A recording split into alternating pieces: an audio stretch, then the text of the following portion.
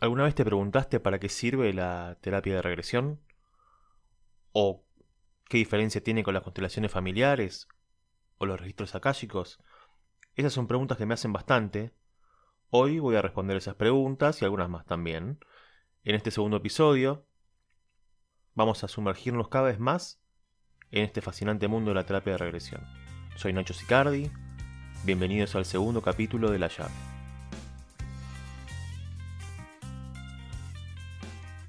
Ahora sí, entrando un poco más en lo que es la terapia de regresión, profundizando un poco más, hay unas preguntas que por lo general siempre me hacen, o durante la consulta, o previo a la consulta, que es, ¿esto es una constelación familiar?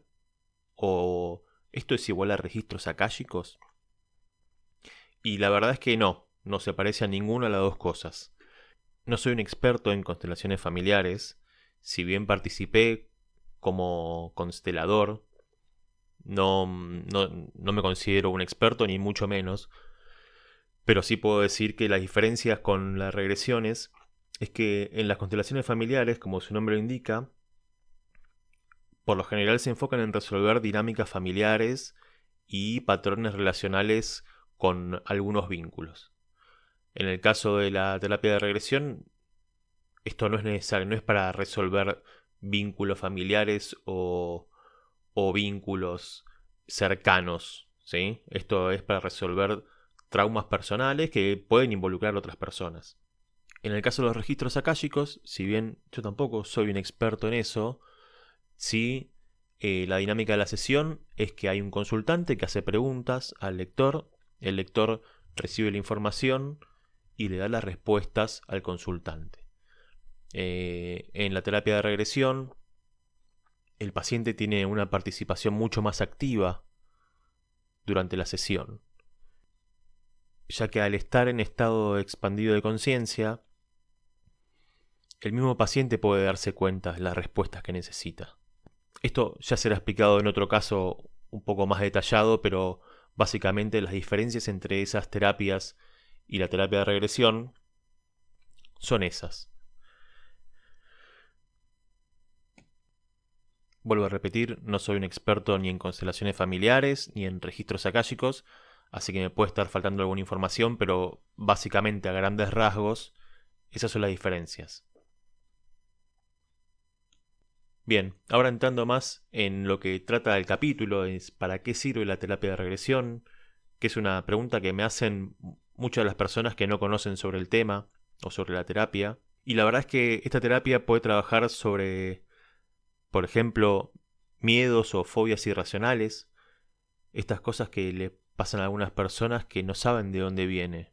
Le tengo miedo al ascensor y no sé por qué, porque nunca me pasó nada ahí. Nunca me quedé encerrado en ningún lugar, nunca me pasó nada de eso. Sin embargo, cuando me subo a un ascensor, me transpira las manos, tengo nervios, ansiedad y en mi experiencia, estos miedos irracionales por lo general se originan en algún episodio de una vida anterior, donde la mayoría de las veces la forma en la que se produce la muerte es el hecho responsable de esos síntomas y los problemas del paciente. Quizás en una vida anterior te enterraron vivo, sucedió algo adentro de un lugar donde no pudiste salir, te quedaste atrapado. Obviamente esto va a depender de cada paciente, todo lo que diga va a depender de cada persona y cada paciente, pero en la gran mayoría, en mi experiencia, con los miedos y las fobias irracionales, suelen generarse en una vida anterior. Otra de las cosas que se puede tratar son todos los problemas emocionales habituales, estas perturbaciones emocionales como angustia, ansiedad, inseguridad, frustración, bloqueos, sensación de fracaso, no sé, dificultad para rendir exámenes, etc. Solo hay que seguir el síntoma hasta su causa. Esto es, lo que se ve, lo que se siente o lo que se padece no es la causa, sino el efecto de un evento previo, ya sea en esta vida o en una anterior. Se puede también trabajar con alteraciones físicas, orgánicas o psicosomáticas.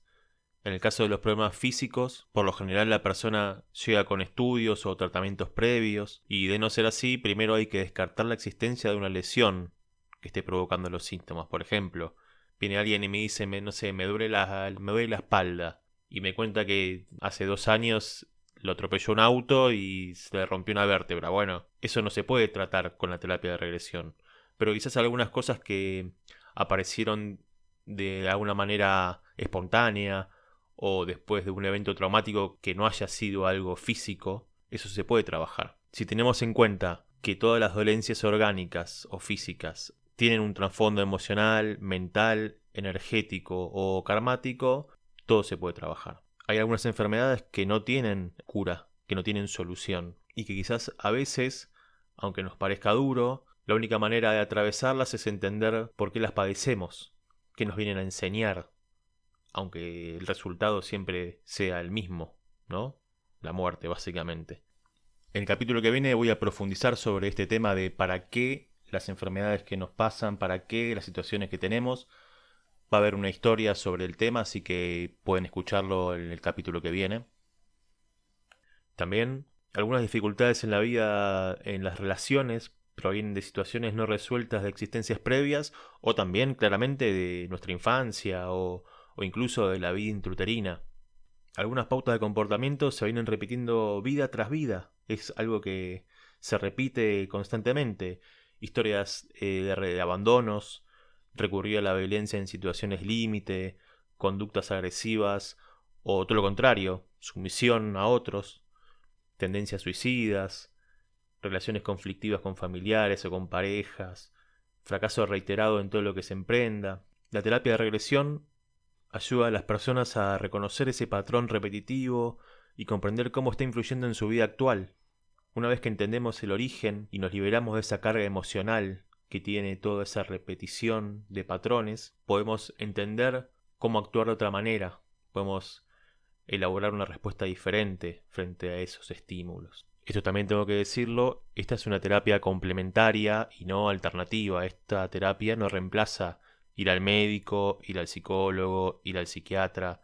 Esta terapia puede ayudar a que vayan menos veces a ese tipo de profesionales, pero en ningún punto de vista esto sirve para reemplazarlos. Esto lo quiero dejar muy en claro. También hay que aclarar que si bien esta terapia es increíble, es fantástica, porque de repente durante la sesión ves cosas que te hacen sentir un montón de otras cosas, te hacen dar cuenta de los orígenes de tus síntomas, puedes hacer consciente un montón de cosas. Si el paciente no pone compromiso, es muy difícil que puedas mejorar. A esto me refiero, por ejemplo, si alguien viene porque quiere trabajar sus problemas de obesidad y después de la sesión, por más que haya encontrado el origen de por qué come sin parar o por qué le pasa lo que le pasa, y después de la sesión te vas a McDonald's esperando que, porque hiciste la sesión, vas a adelgazar solo, bueno, eso es un error. Esta terapia es muy buena y es muy eficiente y es muy eficaz siempre y cuando del otro lado, del lado del paciente, haya un compromiso con todo lo demás. El paciente, en este caso, debería hacer un seguimiento con un nutricionista, hacer un seguimiento de su estado físico, de hacer ejercicio. Repito, no por hacer una sola sesión de terapia, el cuerpo solo va a empezar a adelgazar, ¿sí? Esto, pongo este ejemplo como puedo decir con otros ejemplos de adicciones o de comportamientos. Ahora bien, ¿quiénes pueden hacer esta terapia? Todos. Todos pueden hacer esta terapia. Hay algunos casos en los que no es recomendable, no porque pueda pasar algo negativo, no porque pueda tener efectos secundarios, sino porque quizás puede ser inocua, por ejemplo con pacientes con esquizofrenia o alucinaciones, y esto se debe a que el paciente durante la regresión no va a poder diferenciar lo que es una imagen de la regresión o de la alucinación. Entonces, el trabajo no va a ser lo mismo que para una persona que no tenga ese tipo de enfermedad. Y por último también la consulta que más me hacen es si voy a poder hacer la regresión.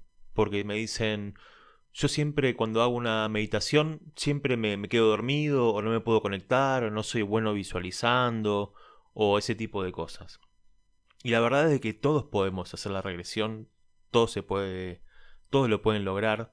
Sin embargo, hay que ver cuánta resistencia pone cada uno, a hacer la regresión. Es una resistencia, obviamente, inconsciente, pero durante la regresión he tenido muchos casos donde la gente no se quiere conectar con esos recuerdos que aparecen que quizás son dolorosos, son traumáticos, son tristes, y darse cuenta de esos recuerdos que te generan algunas cosas en tu vida actual, te generan ciertos síntomas, o darte cuenta que quizás a tus 40 años... Hay una pregunta que me hacen muchos y es un miedo que tienen bastante desde que no poder conectarse. Me dicen, no, yo cuando hago meditaciones nunca me puedo concentrar o me quedo dormido o ese tipo de cosas. La verdad es que todos pueden hacer esta terapia, todos se pueden conectar, algunos van a tardar más, algunos van a tardar menos, algunos necesitarán 2 sesiones en vez de una, pero todos pueden hacerlo. El tema es la cabeza. La cabeza es, en esta terapia, es quizás el peor enemigo, porque cómo funciona esta terapia es conectándose con las emociones, es conectándote con lo que te hace sentir todo eso, es que tu cuerpo sienta lo que está sintiendo quizás ese hombre o esa mujer en esa vida anterior, o ese niño o esa niña, o lo que sea que esté sucediendo en la sesión. La idea de esto es que vos te conectes con esas emociones y que veas qué te generan hoy. Esas emociones son los causantes de tus síntomas. Lo principal que hay que entender de la terapia de regresión es que lo que hacemos es experimentar a través de nuestro cuerpo lo que el alma está sintiendo en ese momento, sea en una vida pasada, o sea en tu infancia, o sea donde sea. Entonces, si vos antepones tu cabeza a las emociones, vos no estás experimentando a través de tu cuerpo eso, vos lo estás filtrando con tu cabeza. Voy a contar una historia personal. Yo cuando hice mi primera regresión, hace como 15 años, mi primera regresión como paciente, yo en esa época era muy cerrado mentalmente, muy cerrado emocionalmente, y me pasaba que yo veía imágenes en mi cabeza, había una historia que estaba ocurriendo, y yo lo primero que hacía era decir, esto es mi imaginación, esto no está pasando, dudaba de eso, me cerraba a creer que eso era real, y entonces al focalizar toda mi atención en que eso no era real, no estaba experimentando la vivencia, la regresión, la experiencia. Entonces lo que pasó fue que no pude trabajar de la mejor manera al 100%. Igualmente, durante las regresiones siempre se trabaja. A veces podemos hacerlo mejor, a veces peor, pero siempre se trabaja. Y lo que pasó fue eso, fue que, bueno, yo no pude trabajarlo al 100%, porque mi cabeza no me lo permitió. Por eso digo que la cabeza puede ser nuestro peor enemigo, porque no nos permite aceptar, no nos permite darnos cuenta que lo que está pasando durante la regresión es real y está pasando, y esos recuerdos y esas imágenes y todas esas sensaciones que sentimos en el cuerpo son todas reales, pero nuestra cabeza nos dice que no puede ser así, que esto no puede ser real, que todo lo que viviste hasta ahora y lo que te dijeron hasta ahora de lo que era el mundo, el universo, las emociones, todo puede ser. Y entonces te crees que no puede ser, pero todo puede ser. Y si no, mírenme a mí, que después de 15 años de no poder conectarme, de no poder trabajar en la regresión, estoy haciendo un podcast sobre el tema para ayudar a otros a que puedan mejorar sus vidas, a que puedan darse cuenta que hay mucho más que un cerebro, que una mente, y que somos mucho más que eso. Que no solo somos un cuerpo que se termina cuando nos morimos. Para otro momento va a quedar la pregunta que más me molesta que hagan, que es ¿quién fui en mi vida anterior? ¿Fui una mujer? ¿Fui un hombre? Bueno, eso va a quedar para un capítulo entero, pero si quieren pueden ir chusmeando el Instagram, que ahí hay un posteo hecho sobre esa pregunta, sobre ese tema. Y acá dejamos, nos vemos en la próxima, les mando un saludo, muchas gracias por escuchar. Y recuerden, amigos y amigas, que esta no es la verdad, sino mi verdad. Si te gustó este capítulo, no olvides darle like, suscribirte al podcast y seguirme en Instagram en @nachosicardi.vidapasada, y también te invito a visitar mi página web vidaspasadas.terapia.com, donde vas a encontrar más información y cómo poder comunicarte conmigo. Gracias por escuchar y nos encontramos en el próximo episodio.